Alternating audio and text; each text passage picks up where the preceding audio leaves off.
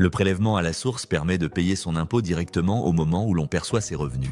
Mais pour un couple, son fonctionnement a récemment évolué. Depuis le 1er septembre 2025, le taux individualisé est devenu le taux appliqué par défaut pour les couples mariés ou pacsés. Concrètement, chacun se voit appliquer un taux différent, calculé en fonction de ses revenus personnels. Cela permet une répartition plus équitable de l'impôt. Celui qui gagne plus paye davantage et celui qui gagne moins est moins prélevé. Ce changement corrige une limite importante de l'ancien système. Avec le taux commun, un seul taux était appliqué aux deux conjoints basé sur les revenus du foyer.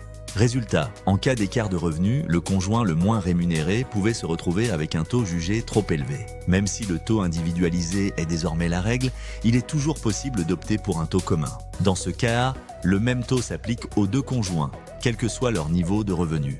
Il existe aussi une troisième option, le taux neutre, aussi appelé taux non personnalisé.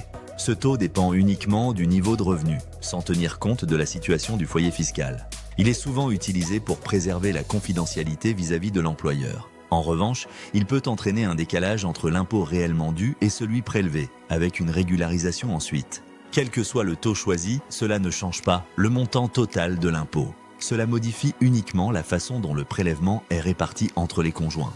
Enfin, le taux de prélèvement n'est pas figé. Il est mis à jour chaque année par l'administration fiscale après la déclaration de revenus. Chacun peut aussi l'ajuster en cours d'année en cas de changement de situation, mariage, naissance, séparation ou variation de revenus. En résumé, le prélèvement à la source pour un couple repose désormais par défaut sur un taux individualisé, plus équitable. Mais il reste possible d'adapter ce fonctionnement selon ses préférences, avec le taux commun ou le taux neutre.